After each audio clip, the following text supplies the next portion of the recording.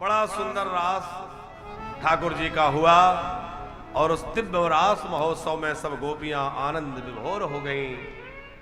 अद्भुत रास के बाद श्री कृष्ण की आज्ञा से सब गोपियां अपने अपने घर पधारी हैं। और अब भगवान जब पराक्रम लीला करने के लिए उद्धृत हुए तो नारद जी को प्रेरित किया। नारद जी मथुरा पधारे, कंस को कहा कि अरे अभी तक तुम अपने शत्रु को पहचान नहीं पाए, वो नंद जी का लाला ही तो तुम्हारा काल है।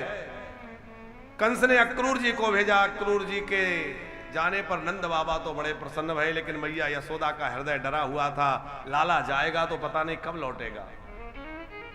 और सभी गोपियां अत्यंत व्याकुल हो रही थी, हमारे ठाकुर जी चले, हमारे कन्हैया चले जाएंगे तो हम कैसे रहेंगे। जिन कन्हैया के ब्रह में एक पल हमारे लिए युगों के समान व्यतीत होता है। सवेरे गैया लेकर जाते हैं तो वो दिन बिताना हमारे लिए बड़ा कठिन पड़ जाता है। वो कन्हैया हमें छोड़कर मथुरा चले जाएंगे, हम कैसे जीवित रहेंगे। रथ के आगे सो गई, ऊपर से रथ चढ़ाकर ले जाओ, हम आपको जाने नहीं देंगी। लेकिन समझाया है कि देखो अब मुझे पराक्रम लीला करना है। राधा रानी को समझाया।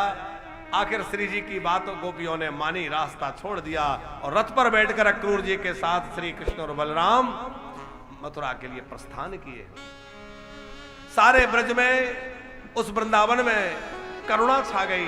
गोपियों ने तो अब जो है रोना भी छोड़ दिया। कृष्ण की दशा, कृष्ण के चिंतन में, कृष्ण के स्मरण में ऐसी खोई रहती है, अनमनी दशा में अर्धमूर्छित सी बनी रहती है। गायों ने घास खाना छोड़ दिया, हरा घास नहीं चरती है। बंदरों ने चंचलता छोड़ दी। कृष्ण बलराम रथ पर बैठकर मथुरा पधारे। महानगर निवासी नर नारियों पर कृपा की, धोबी पर कृपा, कुब्जा पर कृपा हुई। और जब कंस की सभा में पहुंचे, बड़े बड़े पहलवान युद्ध के लिए खड़े हुए थे, सबको ठिकाने लगाते हुए कंस के साथ बड़ा भारी युद्ध करते हुए कंस को पछाड़ा। और भगवान ने कंस का मर्दन करके अधर्म का नाश करने की शुरुआत करते हुए दुष्टों का संहार किया है और धर्म की स्थापना भगवान ने की है। भगवान द्वारिकानाथ बने हैं।